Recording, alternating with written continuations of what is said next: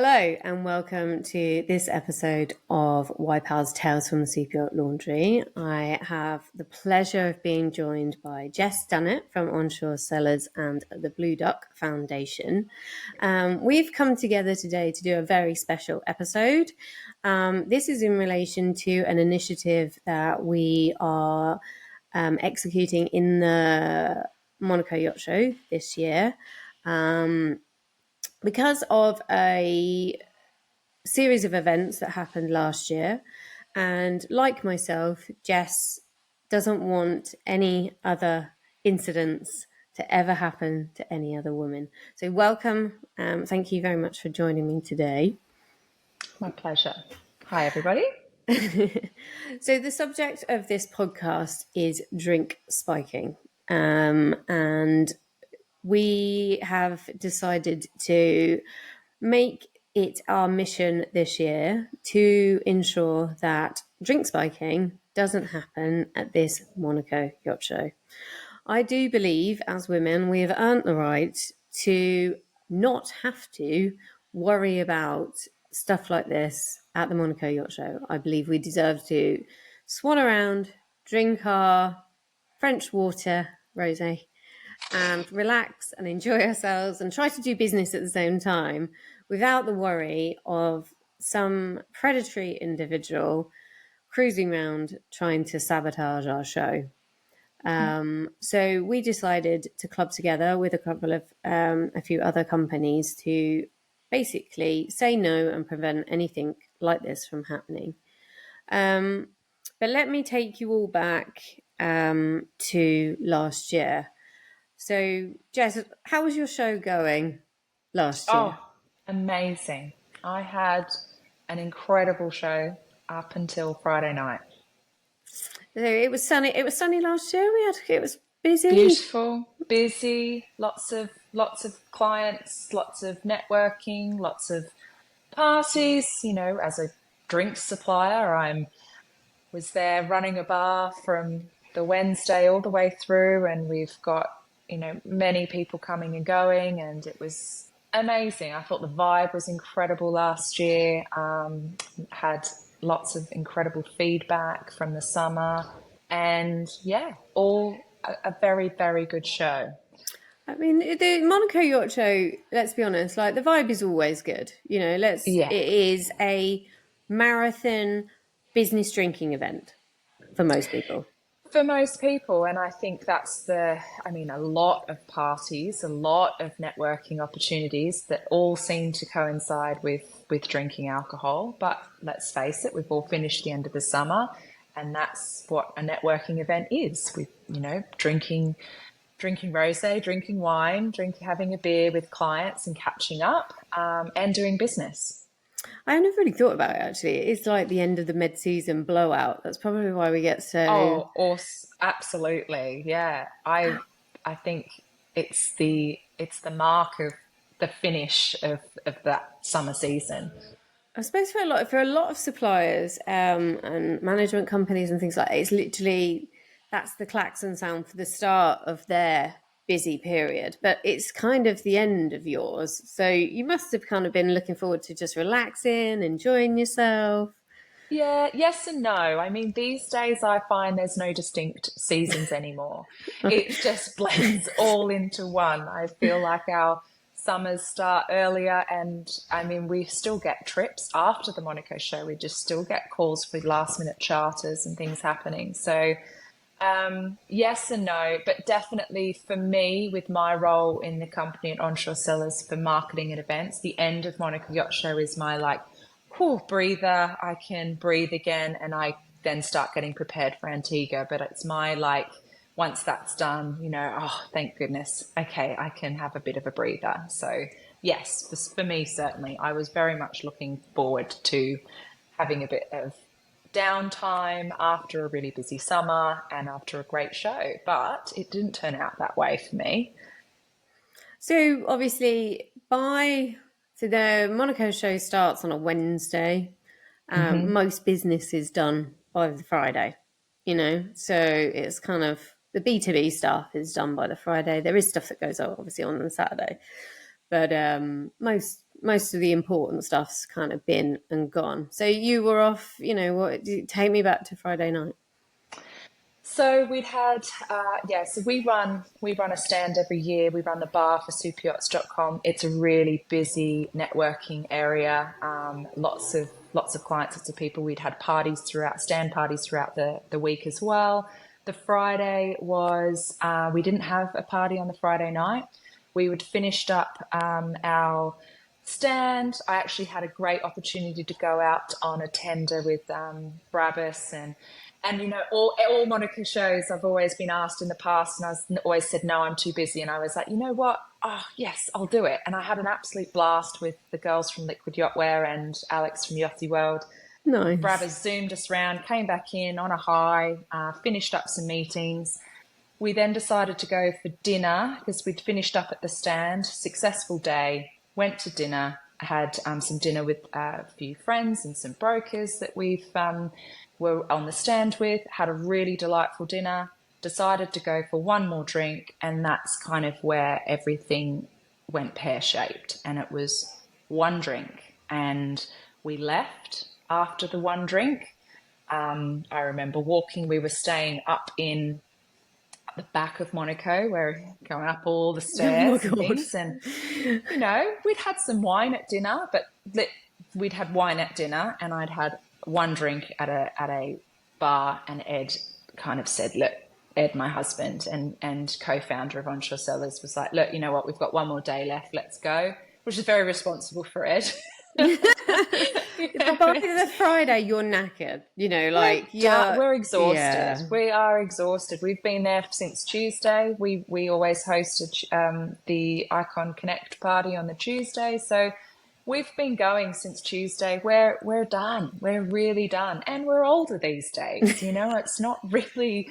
I can't back it up anymore. Not what I used to be able to do. So we had one drink. We left. I remember walking through the train station, up some stairs, and then it goes dark for me. It just goes completely dark, and I don't remember anything until waking up the following morning and having Ed recount what had happened, which is an extremely scary feeling to have woken up in my bed going, where am I? What's happened? Why are my shoes on the floor?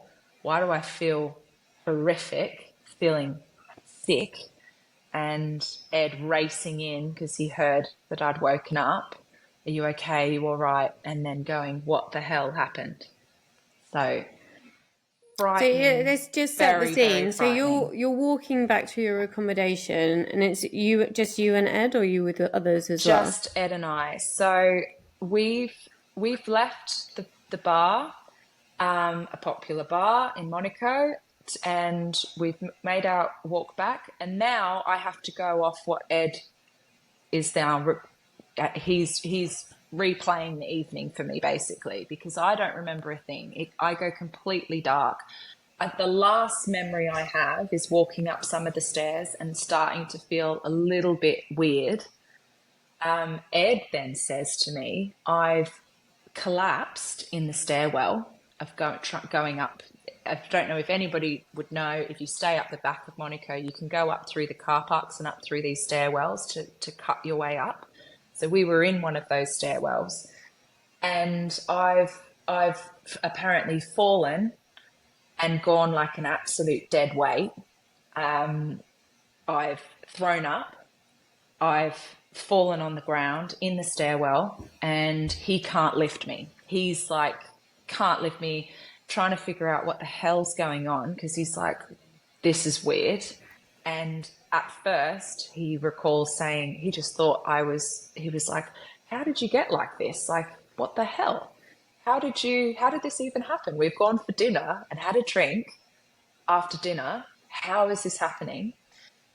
But could not lift me for the life of him, dragging me up the stairs. I'd fall over again. I was an absolute dead weight, so lifeless, absolutely lifeless. Ed then said that he started to panic because we were in a stairwell. He was worried that if he left me to go get help, the doors might lock behind me, and he wouldn't be able to get back in. Oh, So God. he's yelling out in the stairwell, hoping that somebody else is around. 10 minutes go by and nobody's around. He doesn't really know what to do. He's yelling, nobody's around.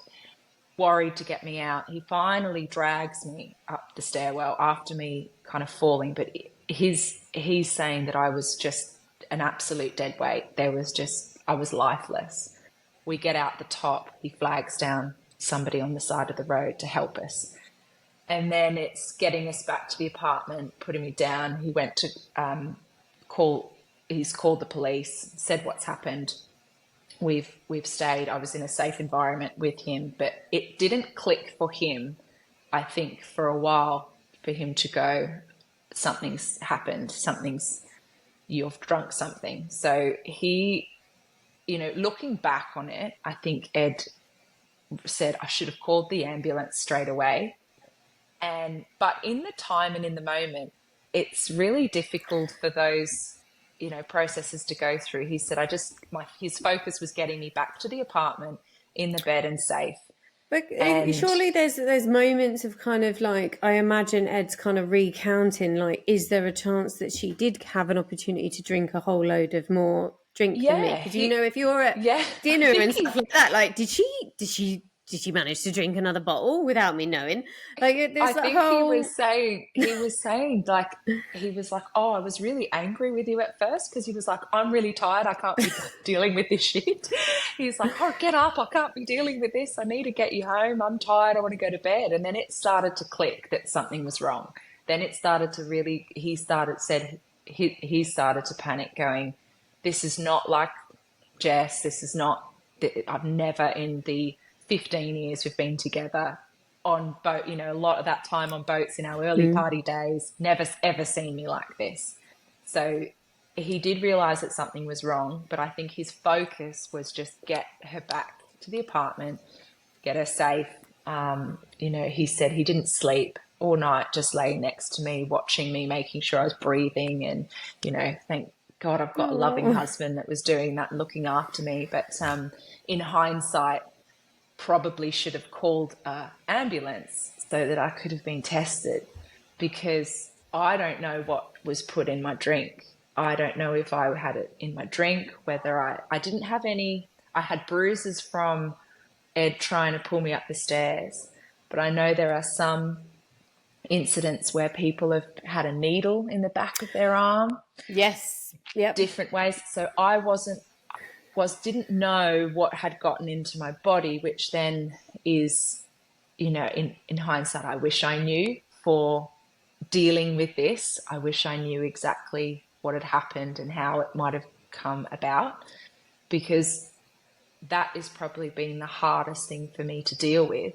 I'm now riddled with anxiety of going to a bar thinking, okay, I'll have a Corona and watch them open the Corona, rather than have a rum and Coke or a cocktail, because I'm really nervous. Yeah. And I'm really nervous of, was it the bartenders? Was it when I was out in the garden? Was it somebody I knew? I have no idea. So when you woke up in the morning, like what are your first memories of when you actually came to? I don't recall anything. It was Ed starting to tell me what had happened. I got really, really emotional and scared, and I felt violated. I felt absolutely violated. I felt like the control had been taken away from me entirely. I felt dirty. I felt really dirty and very, quite scared, very emotional. And as Ed was talking to me, nothing was really coming back at all. I'm like, how? I remember leaving the bar. I remember walking through the train station, and then it took a lot of recounts of what had happened for Ed to continue to tell me that I'm like, still to this day, there's a lot of it. I'm only going off what Ed's told me. It's a complete blank. And that is the scariest part, and I am lucky, I am so lucky that Ed was with me and that I had somebody with me. If I was walking home on my own, I could have fallen into the port. I could have been followed. I could have been robbed, or I could have had something extremely malicious happen to me. Well, it Thankfully, I had my husband with me who looked after me and got me to a safe environment, but it does not shake the feeling. And it has taken a long time. I still feel it now leading up to the show. I've got a lot of anxiety about going. I'm feeling quite nervous. I feel as well, this is why I'm here talking to you. I feel like I have a duty of care to, especially as a wine and spirit provider, we're an alcohol provider as my business. I feel like I do have some form of duty of care to talk openly about this and how dangerous this can be. I'm not, yeah, and it's just. did you contact the bar? Yes, multiple times. Contacted them, tried to call, left reviews on TripAdvisor that got taken down because they weren't answering me on any of the platforms that I tried to contact them with. We called the police. We had said what had happened, but I didn't have the police come down to the venue or anything. In Monaco, you kind of have to do it straight away. And I think it's within 24 hours. We'd called the police and I'd made my report, but on the Saturday, we still had a stand to run. I didn't go to the stand, but Ed, after he knew I was safe, my mum drove to Monaco to come and pick me up. So very thankful I had my parents from Australia over as well. Mum drove to collect me and took me home to my boys and back to my home in Monaco. But what we should have done, and this is, for, I think, especially for if this does happen to anybody, is to make sure you get that filing with the police straight away, because they took in the report, but they're not going to do anything about it. I didn't really get much from them. They reported it. It's written down. That's about it. I think that's one of the things with drink spiking that, and I suppose in a way it's a bit like any sexual assault, rape, Yeah. As a woman, when you are violated to whatever degree, you do turn into a homing pigeon. You want to go to a safe space, Place, fast as possible. Yeah. Which, when it comes down to the legal side of trying to catch a perpetrator, is possibly the worst thing you can do. It is. You are desperate to just kind of work out what the hell's gone on. There's Ed.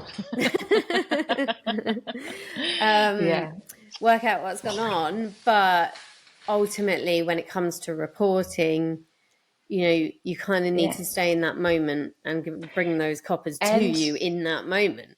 Yeah, and this is where going to the hospital is almost beneficial, because you can at least have that report from the hospital of what's in your system to take to the police to say, this is what's been in my system. And this is, looking back on it, obviously, I hope this never happens to me again or anybody that I know, but I know now of things that we should have done, absolutely. But it is, as you say, Ed wanted to get me to a safe place. The following day, the way I felt, I just wanted to be in my own bed, in my own space and away from it. I just wanted to be away. I just did not want to face anybody.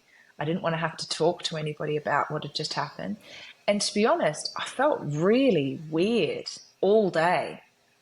Not until I probably went to bed at about 8 o'clock on the Saturday night. I felt really strange, like I had something in me, like quite tingly, quite nauseous. Really did not feel well at all. So it really felt like whatever it was probably still in your system. I'm sure. Yeah, absolutely. Um, I mean, we can all go into the different. It's disappointing that the venue reacted that way, but if I think to when I was spiked, so I was spiked in a hotel in Barcelona. Me and so this was when I was still working on board. My husband Tim, we were dating. So what we would do, we would book a very nice hotel for the weekend. He would fly in, we'd have a fun Yeah. time, and then I'd go back to the boat on the Monday. So it was the Friday, and Tim was flying in, and I got to the hotel. Obviously, finished work, got to the hotel early, got ready because he was coming in. So I got to the hotel, had a shower, spruced myself up, had a gin that was actually complimentary in the room. That's how I know I only had one gin. One gin, yeah. Yeah, so it's like there was 2 miniature bottles and a bottle of tonic and some ice. That's what they, complimentary. There's a bunch of other stuff, but I just had the gin. And so I got ready because as soon as he came in, we were going to go for dinner. So I went downstairs, took my book because I felt all sophisticated, sitting in this nice hotel bar with my book, drinking a glass of champagne. And me and Tim are texting, he's in the air and stuff like that. And we we came to the decision that we were gonna pretend like we didn't know each other. So we were just gonna mess around, and I wanted him to rock up and try and chat me up like we didn't know each other. Like because he kept saying that he'd got really good game, and I'm like, you haven't got good game. So I was like, I'll be waiting at the bar. You can try your luck, kind of thing. So we turn it into a game. So while I was waiting for Tim to turn up, there was this guy I was sat on one of these sofa things, and he was sat at the other end. So anyway, I'm reading my book, and I can keep, when your peripheral vision, I kept seeing him look over and stuff like that. And then he's like, Yeah. oh, hi, how you doing? Are you here? I'm like, oh, no, I work in Barcelona. Yeah. He was like, oh, can I get you a drink? I was like, no, I'm fine. I've just got my glass of champagne, so thank you very much. Anyway, this goes on, and he's just constantly trying to talk to me, and I'm like, I want to read my book. Go away. And then Yeah, obviously I'm please getting go messages away. like, Tim's like, I've just landed, I'm picking up my luggage. I'm hoping you're ready for all of this amazing chat up lines I'm going to have. So like, yeah. So anyway, this guy's like chatting away, and he just keeps, he just doesn't, he was like, all right, can I get you a drink? I'm like, right, okay, fine. So I'd finished my champagne by then. So anyway, he goes, gets a drink, come down, and then I feel like I have to talk to him because he's bought me a drink. He looks like Sideshow Bob. So he's got Oh like this dear. really, in the best will in the world, he's not my type. He looks like Sideshow Bob out of The Simpsons. So, says that he's like some movie guy working on James Bond, and I'm just like, amazing. I'm sure you are. Yeah. Kind of thing, whilst checking my phone to see where Tim was. And then Tim eventually turns up, but he sits on the other side of the goddamn room. So he Well, he's sees. playing his game, Yes, isn't he? he's Oh like, God. so he walks in and sees that I'm chatting to this guy. So then he just goes, oh, I'm going to go and sit over there. And I'm literally sitting there going, hello? Can Not the you time to do this, help me? actually. Help me. So anyway, this guy's carrying. I'm like, for fuck's sake. And I was like, oh, look, that guy looks like he's sitting on his own as well. Should we invite him for a drink? So this guy was, Yeah. let's call him Sideshow Bob just for argument's sake. Sideshow Bob's face goes like thunder. And he was like, oh, I think that guy's okay on his own. I'm like, no, come on over. You on your own. This is me talking to Yeah. Tim like we don't know each other. So Sideshow Bob was getting annoyed because I'm like, oh, look, that guy's over there. He's on his own. Are you okay? What are you here for? And just trying to broaden the conversation.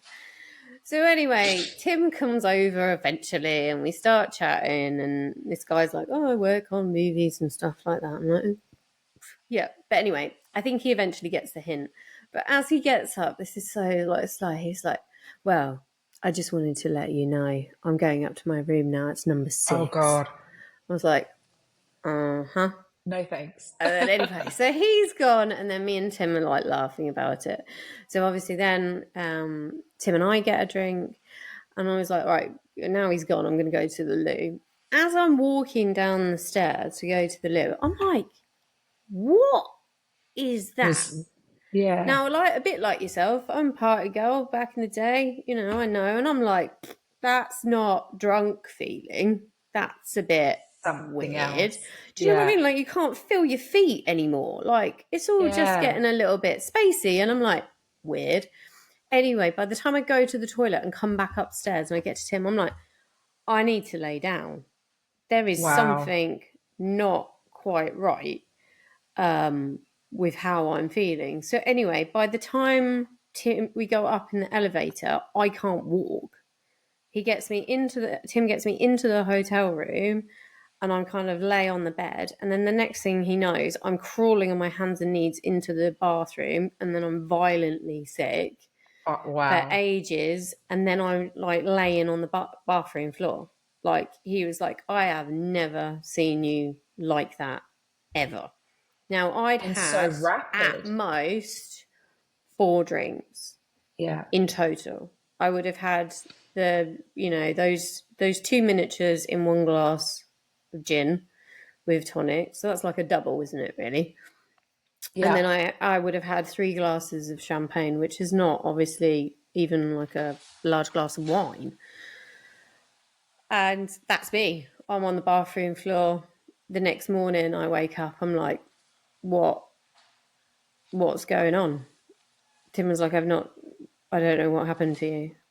Wow. Now, I think, obviously we've both recounted our stories, and yes, we are the lucky ones, but I think in some respects now looking back, I should have done something. Yeah.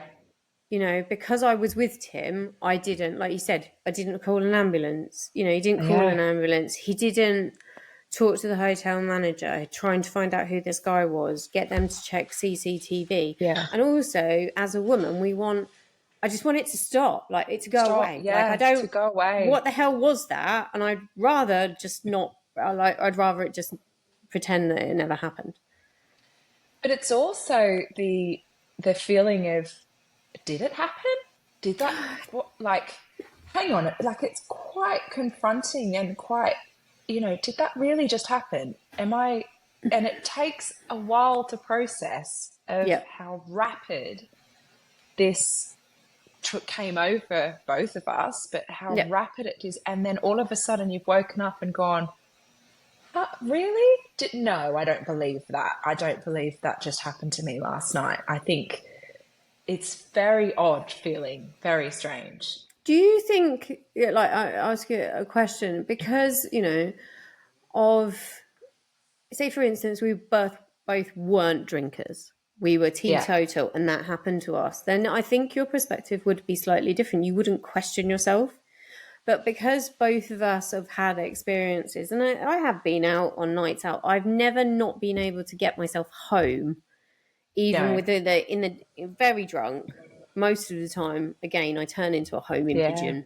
I basically like, I'm gonna vomit. I need to go. yeah. It's basically because we've had a life and done stuff like that.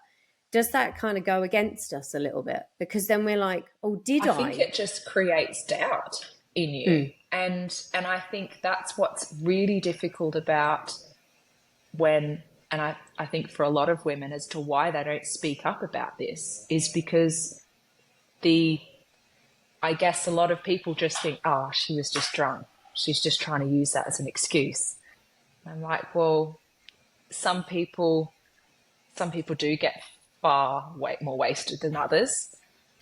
I think that's where I know for you and for me especially, I can definitely hold my own, mm. and and that's where Ed was like, I have never seen you like this. Like this was out of control. And I feel though that's really must be so difficult though for a lot of women, is because if they have the tendency to get a little bit, pretty wasted, or they're the type of people that once they have a few drinks, they get drunk, they kind of slur their words and, a bit sloppy drunk. Maybe it's then hard for them to say, oh no, I was spiked last night. And people would be like, oh, I've seen you before, look like that, you weren't spiked. So I think that's why a lot of people don't talk about it, and because they don't want to feel judged. And I think it happens far more often than you think. We put out a post. I sent to you last year when this happened to me a warning. This has just happened to me during the show. Can you put it out on Pearls of Wisdom just as can you say to people to be careful? I think there was responses of at least 6 other women that it had happened to during that period. Show? This show? That show. That show. Yeah. 6. And then I put it on my personal, and I was inundated with messages from people saying this has happened to me, and with far, far worse outcome. And these are people I know, I've known for years, and I've never heard this story before. And a lot of them saying, I've just never told anybody. I've never told anybody. And that's just quite sad that we're not making everybody aware of how common this disgusting, malicious act is, and of how many women and men it's happened to. Yeah, I mean, they're obviously we're recording this episode and tying it into our awareness campaign for this Monaco Yacht Show. But when doing that, it's been brought to my attention that it's happened to a number of guys now. Yeah. I'm sure that's probably not unusual as well. It's probably even less talked about than what happens to women. The motives for spiking a guy, we could just assume it's the same for spiking a woman. You might get some cases that they want to rob you, but I think that's pretty evident though as well for women, and over say something like the show or a large event. I would say the outcome that these predators are wanting is robbing. You look around and look at people wearing jewelry, watches, cameras, cash on them. There's a lot of money there, and I think it's probably more opportunists looking for, okay, we'll do 10 tonight and see what we can get. So just going back to, obviously you had 6 individuals. Were they all in the same place? Yes. So we're talking about a predator, let's say, or a group of predators, or a group who went in and drugged a number of women, spiked a load, and then I imagine they were just waiting to see who had someone to take them home or not. Yeah. And I think that is the most important thing to take from this, that you must always be with someone. Make sure you don't walk alone, men or women. You make sure that you're going home, whether it's back to the apartment, back to the boat, you go with somebody. On the boat Ed and I used to work on, because let's just forget my incident. This happens all over the world, everywhere. Yep. In lots of bars, in lots of clubs, in lots of ports. The boat that we used to work on together, there was always a rule, is that you never walk home alone. And the boys were amazing at it. They would, if you walked up to the crew and said, look, guys, I need to go back, 2 of them would walk one of you back to the boat, and then they'd go back to the bar. And it was just an absolute no-brainer. It was such a support and such an amazing support group on the crew. But there was they'd be having the time of their lives. And if one of the girls had said, look, I need to go home, in particular in Antigua, this would be, they would just drop down, pool cues down, drinks down. All right, let's go. Come on, girls. They'd walk us back, 2 of them. So they'd walk back, then 2 together. Yeah. And it was just this unwritten rule. But I do feel you left your guard, because obviously that was when you were on board, and crew are more aware. They do know. Yeah. And I'd like to think most of them are looking out for each other. But we're talking about industry people, not on board. Yeah. Do you know what I mean? We're talking about women. These are not, female crew members, and I'm not saying it doesn't happen to them, but it's it's not just those on board. I'd probably say that you'd probably just assume because you're not crew, you're okay. And also, like, Monaco is supposed Yeah, to be I one of the most recorded safe. places on the planet. Yeah, yeah, which is, but as well the most expensive. And people are using, and I think that comes back to the possibility around the show, and maybe this is for for robbing, for stealing. Um, it's a good opportunity for people to make money, to steal off people. People are walking around with a lot on them. It's I don't know, but yeah, I definitely thought I'd never ever thought that would happen to me in that environment, in that space during the show. I had, yeah, but again, who walks into a bar at any time and go, oh, this might be the night I get spiked? Like, you just never know when it's No, going to happen. You no. don't know. You don't know who's around you, and this is it. It's just so important to be aware of your drink and be aware of who's buying you a drink. Like in your situation, it's so how scary is that in a lobby in a hotel? And what if Tim was delayed and he didn't turn up Oh, I and he don't. didn't get, what if Yeah. he then led you up to his room, and that's what he was Well, there Tim for, wouldn't have wasn't been able he? to find me. Do you know what I mean? Exactly. Like, it would have been. So, yeah. I mean, that it doesn't bear thinking about, really. No.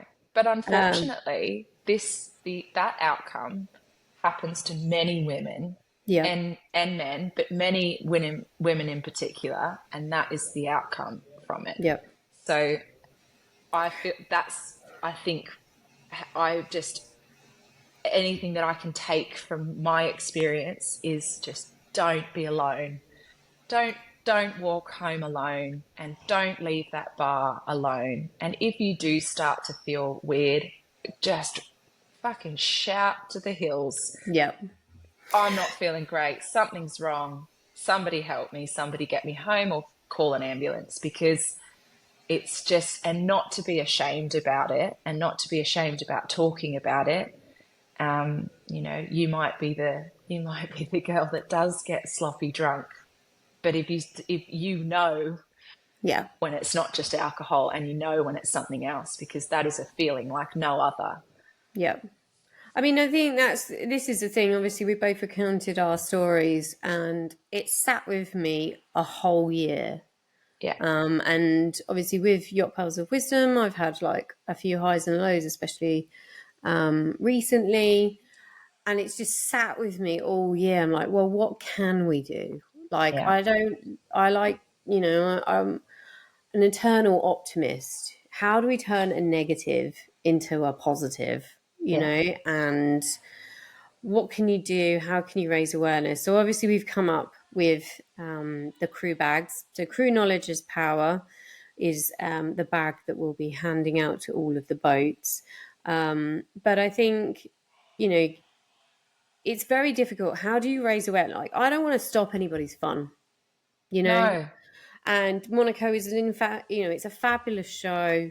You're going to get to be with loads of incredible people.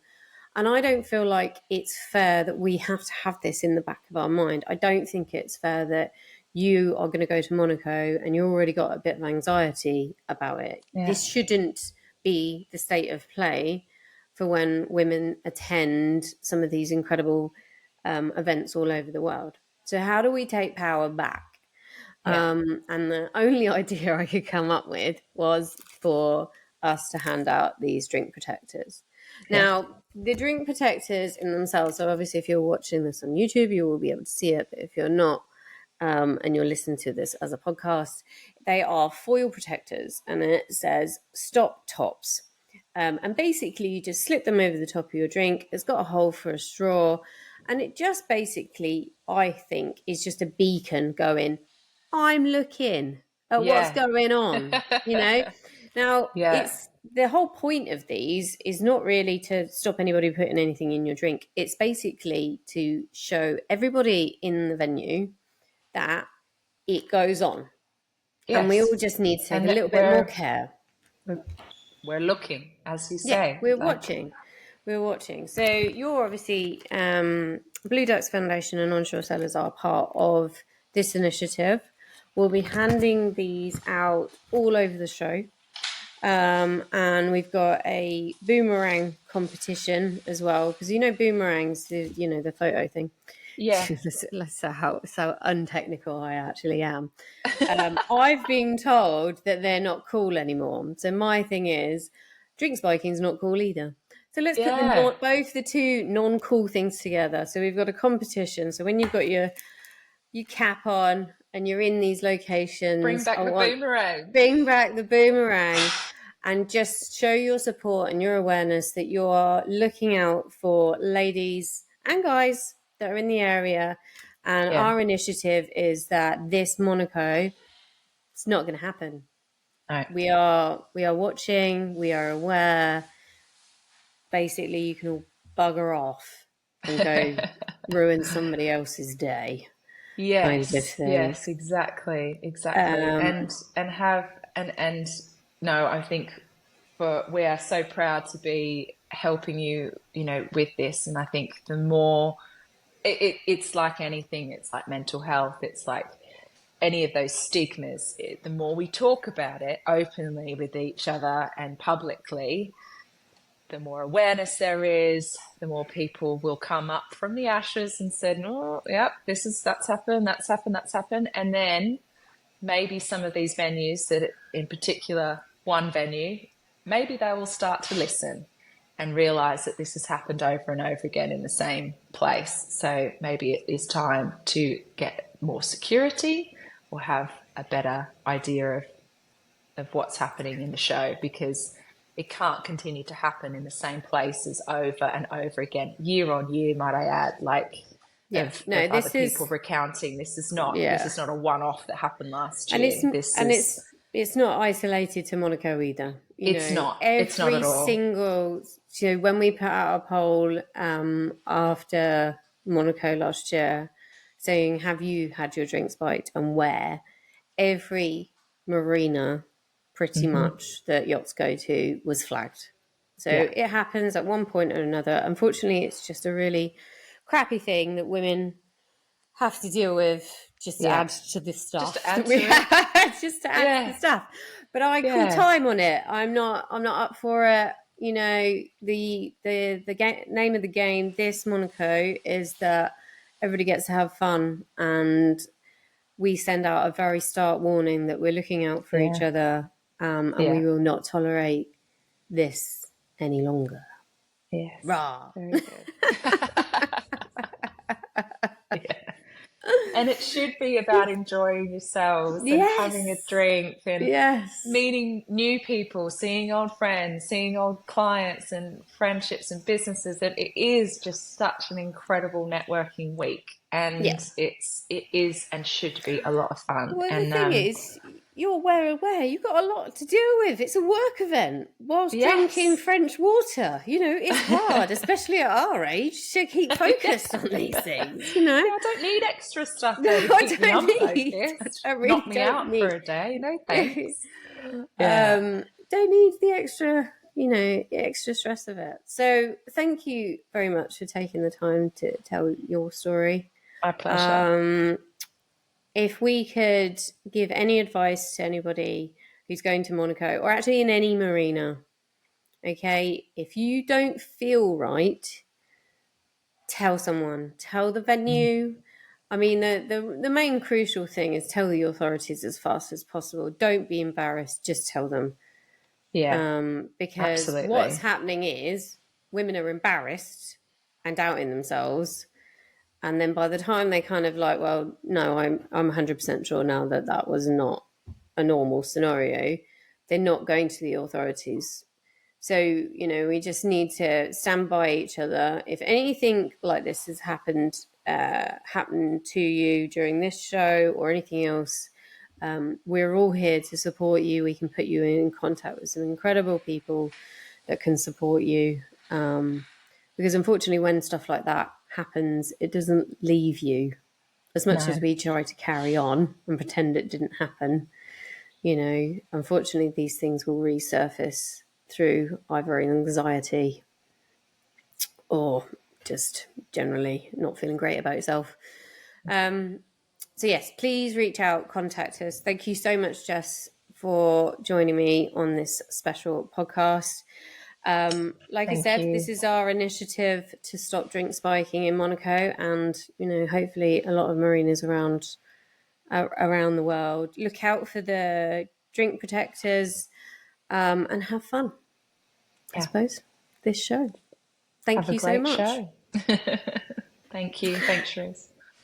If you've enjoyed this episode, please check out our archive. We've got loads of fabulous episodes that we've already covered with some incredible women. And also we have some fantastic ones on the horizon coming in as well. If you like what we're talking about, but you also need some support, we've got the Wipeout community app, which has all of our information on what we've covered and our connections to special individuals that can help you. Obviously follow us on social media, and thank you for listening.